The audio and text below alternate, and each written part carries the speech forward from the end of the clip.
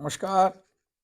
যারা যারা আমার অনুষ্ঠান দেখছেন প্রত্যেকে জানাই আন্তরিক অভিনন্দন, প্রীতি ও শুভেচ্ছা। কেমন যাবে 2026 সাল মেষ রাশির? মেষ রাশি সৌরমণ্ডলের মধ্যে সব থেকে 1 নম্বর রাশি, অগ্নিকারক। প্রকৃতিগত দিক থেকে এরা চর, অর্থাৎ এরা খুব দ্রুত কাজ করতে সক্ষম হন। কুড়েমি স্বভাবটা এদের মধ্যে খুব কম থাকে।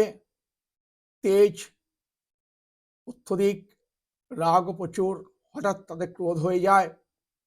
পুলিশ, মিলিটারি, সামাজিক ক্ষেত্রে এরা খুব সুনাম অর্জন করে। ইঞ্জিনিয়ারিং, মেটেরিয়াল সম্বন্ধে এদের প্রচুর জ্ঞান থাকে। এই মেষ রাশি কেমন যাবে এই বছরটা? কারণ এর দ্বাদশে বসে আছেন শনি মহারাজ। এখন বহু ক্ষেত্রে বলতে পারবেন মীন, মেষ এবং কুম্ভ রাশি 7.5। সত্যি বলতে কি 7.5 বলে কিছু হয় না। প্রতি 30 বছর অন্তর শনি মহারাজ এই ঘরে আবার ফেরত আসবেন, অর্থাৎ তিনি ন্যায় দণ্ডমান। আর হাতে একটা, শনির হাতে একটা লাঠি আছে দেখবেন, ওই লাঠির নাম হচ্ছে ন্যায় দণ্ড। অর্থাৎ আপনি যদি সৎ এবং ভালোভাবে থেকে থাকেন, শনি আপনার কিচ্ছু করবে না। অশান্তিকারক, চুরিবৃদ্ধি,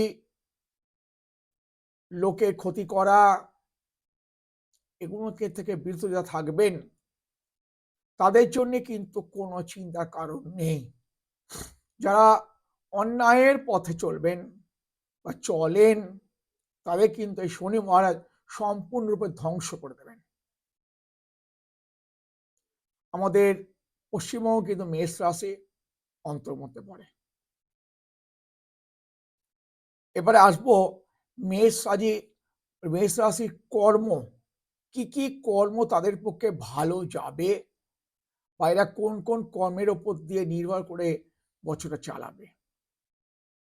প্রথমে বলবো যারা লৌহজাত দ্রব্য, কয়লা বা আপনার মানে তেল, বিল্ডিং মেটেরিয়ালসের ব্যবসা করেন,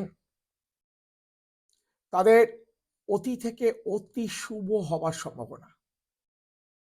কেন শনি মহারাজ দ্বাদশে থাকলেও তিনি বৃহস্পতির ঘরে বসে রয়েছে। এটা মেষ রাশির পক্ষে কখনোই ক্ষতিকারক হতে পারে না। কেন মেষ হচ্ছে মঙ্গল, মঙ্গল হচ্ছে সেনাপতি সৌরমণ্ডলের, তার সৈনিক হচ্ছে শনি। আর মেষ রাশি হচ্ছে মস্তক, পরিচালনা করবেন। অর্থাৎ বৃহস্পতির ঘরে, দেবগুরু বৃহস্পতির ঘরে যখন শনি বসে আছেন, এটা মারাত্মক আকার ধারণ করবে না কখনোই মেষ রাশির পক্ষে। যারা ডাক্তার, কৃত্তিকা নক্ষত্র, যাদের কৃত্তিকা নক্ষত্র, তারা ম্যাক্সিমাম ক্ষেত্রে দেখা যায় ডাক্তার হয়। যারা ডাক্তারি করেন তাদের পক্ষেও বেশ শুভকারক যাবে। যারা প্রশাসন দপ্তরে রয়েছেন তাদের পক্ষে খুব ভালো হবে। পুলিশ, মিলিটারি, এদের পক্ষে বেশ ভালো যাবে। কেন মানে সৈন্যকে সঙ্গে নিয়ে একসঙ্গে তারা যুদ্ধ করতে পারবেন। কিন্তু যারা ছোটখাটো চাকরি করেন, প্রাইভেট সেক্টর, তারা কিন্তু খুব মানসিক দুর্দশায় ভুগবেন। তাদের ক্ষেত্র বিশেষে পিতৃ বা মাতৃবিয়োগ হতে পারে। যারা লেখাপড়া করছেন তাদের জন্য কিন্তু কোনো রকম খারাপ হবার কথা নয়। এই মেষ রাশির ক্ষেত্রে সংসার জীবনে কিন্তু একটা ছোট হলেও, অতি ক্ষুদ্র হলেও একটা অশান্তি থেকে যাচ্ছে। কারণ অশান্তির দ্বাদশ ক্ষেত্র শয্যাক্ষেত্রাধিপতি, সেক্ষেত্রে নিয়ে শয্যাক্ষেত্রাধিপতির সঙ্গে আপনার মতমিলন বা কিছু অশান্তি হতেই পারে। এবার আসবো শরীর এবং স্বাস্থ্য। শরীর স্বাস্থ্য দেখতে গেলে আমাদের দেখতে হয় ষষ্ঠ গৃহ। এই ষষ্ঠ গৃহতে সম্পূর্ণ শনির একটা দৃষ্টি আসছে, অর্থাৎ এই শনির যদি দৃষ্টি ষষ্ঠ গৃহে পড়ে, এটা বুধের ঘর, তাহলে শরীর স্বাস্থ্যের মধ্যে আপনার প্রথম যেটা কষ্ট হবে সেটা হচ্ছে মানসিক অস্থিরতা। মানসিক দিক থেকে আপনাকে একটু প্রচন্ডভাবে ভুগতে পারেন। এবং আরেকটা মারাত্মক জিনিস আপনার হতে পারে হাড়ের ক্ষয় বা হাড় যাদের নরম। শনি যদি জন্মকালীন আপনাদের ষষ্ঠ বা অষ্টম গৃহে বসে থেকে থাকে, তাহলে এই বছরে আপনারা শরীর নিয়ে বিভিন্ন সমস্যায় ভুগতে পারেন। হাতে পায়ে প্রবল যন্ত্রণা, হাড়ের ক্ষয়, কোমর, পিঠ বা শীত ধারা কোনো রকম রোগ হতে পারে, এমনকি অস্ত্রোপচারেরও একটা যোগ থেকে যাচ্ছে। এবার আসবো কর্মক্ষেত্র। কর্মক্ষেত্রে প্রথমে বলবো ব্যবসা এবং চাকরি দুটো থেকেই আপনাদের বলতে হবে।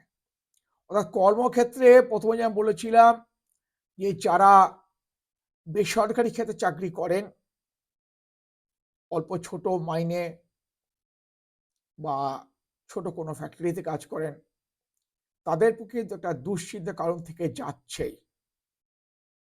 তা বলে যে আপনাদের অন্ন কষ্টর অভাব হবে তা কিন্তু নয়। কারণ আপনাদের এখন বর্তমানে বৃহস্পতি শত্রু গৃহগত অবস্থায় রয়েছেন এবং সেই বৃহস্পতি ঘরে রয়েছে বসে আছেন শনি। শনি কিন্তু বৃহস্পতি কিন্তু তার একাদশ গৃহে বৃহস্পতি দৃষ্টি দিচ্ছে শনির ঘরে। শত্রু গৃহ থাকলেও সে দ্বাদশ ক্ষেত্রে তার দৃষ্টিদান করছে, একাদশ গৃহ তার। অর্থাৎ একাদশ গৃহে যখন বৃহস্পতি তার নিজের একাদশে দৃষ্টিদান করছেন, তারও কিন্তু একটা প্রবল শক্তি আছে। এই বৃহস্পতি কিন্তু আপনাদের মনোশক্তি যোগাবে, অর্থনৈতিক ক্ষেত্রে আপনাদের দুর্দশা কমিয়ে আনবে এবং আপনাদের কনফিডেন্স লেভেল অত্যধিক বেড়ে যেতে পারে। বিশেষ করে যারা শিক্ষক বা সামাজিক ক্ষেত্র নিয়ে তারা কাজকর্ম করেন, তাদের জন্য কিন্তু এই বৃহস্পতিটা অত্যধিক ভালো একটা কাজ করবে। এই মেষ রাশি অগ্নিকারক হলেও যেহেতু শনি বসাদের জলক্ষেত্রে, এবছর কিন্তু মানসিক অবস্থা প্রচন্ডভাবে আপনারা ভেঙে পড়বেন না। কারণ জল খুব ঠান্ডা রাখে, মানুষকে শান্তি যোগায় এবং সর্দি কাশি বা জ্বর রোগ থেকে আপনাদের রক্ষা করবেন, যেহেতু এটা অগ্নিকারক রাশি। এই রাশিটা আপনাকে দূর ভ্রমণ করতে পারেন, বিদেশে কোনো কর্মে আপনারা লিপ্ত হতে পারেন, বিদেশ ভ্রমণ হতে পারে এবং ভ্রমণ ক্ষেত্রে আপনাদের কিছু আয় বৃদ্ধি হতে পারে। এবার শান্তি এবং সুখ কেমন যাবে? চতুর্থ গৃহে বসে আছেন কেতু, পাপগৃহ। এটা যতই কেন্দ্র, তবু এটা আমাদের একটা বিদ্যাস্থান, সুখস্থান। অর্থাৎ মাতৃক্ষেত্র, মাতুল ক্ষেত্র থেকে আপনাদের একটা সামাজিক দূরত্বতা বজায় করে দেবে। সামাজিক ক্ষেত্রে দুজনের মধ্যে ঝগড়া বা অশান্তি সৃষ্টি হতে পারে এবং আপনি কিছু মাতুলালয় থেকে বা মাতুল ক্ষেত্র থেকে আপনার কিছু অশুভ সুযোগ, অপমানিত হতে পারেন, বদনাম পেতে পারেন। অর্থ উপার্জন যেমন করবেন, কিন্তু ব্যয়ের ক্ষেত্রটা আপনাদের প্রচুর পরিমাণে থেকে যাচ্ছে। অর্থাৎ যেহেতু দ্বাদশ ক্ষেত্র ব্যয় ক্ষেত্র অধিপতি, পাপগ্রহ শনি রয়েছে, একাদশ ক্ষেত্রে শনির দৃষ্টি থাকলেও ওই বৃহস্পতির দৃষ্টি থাকলেও যেমন আয় বাড়বে, শনি কিন্তু বেশ কিছু ক্ষেত্রে আপনাকে একটা মানে অনেক খরচা বাড়িয়ে দিতে পারে। কিন্তু যেহেতু কালপুরুষের মস্তক মাথা হচ্ছে মেষ রাশি, অর্থাৎ বুদ্ধি দিয়ে আপনারা অনেক কিছু জয় করতে পারবেন। যারা আপার এডুকেশনে পড়ছেন তাদের কোনো প্রকার চিন্তা নেই, চিন্তা তো থেকেছে খালি প্রাইমারি ক্ষেত্রে, অর্থাৎ প্রাথমিক ক্ষেত্রে যখন আমরা লেখাপড়া করবেন, আপনার মাতা পিতা যদি যারা দেখছেন তাদেরকে বলে রাখি, আপনাদের সন্তানের যদি মানে প্রাইমারি ক্ষেত্রে পড়ে থাকে, মেষ রাশি সংযুক্ত, তাদের প্রাইমারিতে বেশি চাপ দেবেন না, একটু ভালোভাবে বুঝিয়ে আস্তে আস্তে তাদের লেখাপড়া করাবেন। কারণ আপ টু 8 অবধি যারা পড়েন তাদেরও একটা মানসিক অত্যধিক টর্চার্ড হতে চলেছে।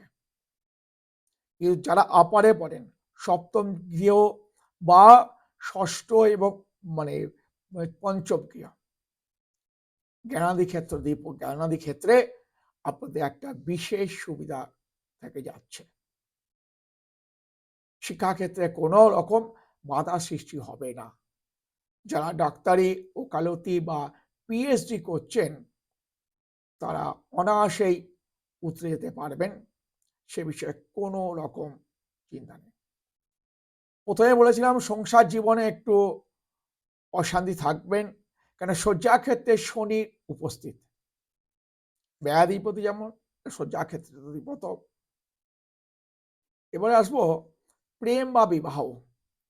যারা বিবাহ যাদের হয়ে গেছে তাদের একটু অশান্তি থেকে যাচ্ছে, কিন্তু যারা বিবাহ করতে ইচ্ছুক তারা এবছর বিবাহ করিতে পারেন, আপনার যথেষ্ট বিবাহের সম্ভাবনা রয়েছে। কারণ সপ্তম ক্ষেত্রে মঙ্গলের সুন্দর দৃষ্টি, আপনাদের বিবাহ হয়ে যাবেই। আর বিশেষ কিছু বলবো না এই রাশি বিষয়, শেষ করব। তবে শেষের আগে বলবো যথেষ্ট যথেষ্ট ভালো যাবে এই মেষ রাশির। আজকের মতো শেষ করলাম, ফিরে আসবো অন্য কোনো রাশিতে। নমস্কার।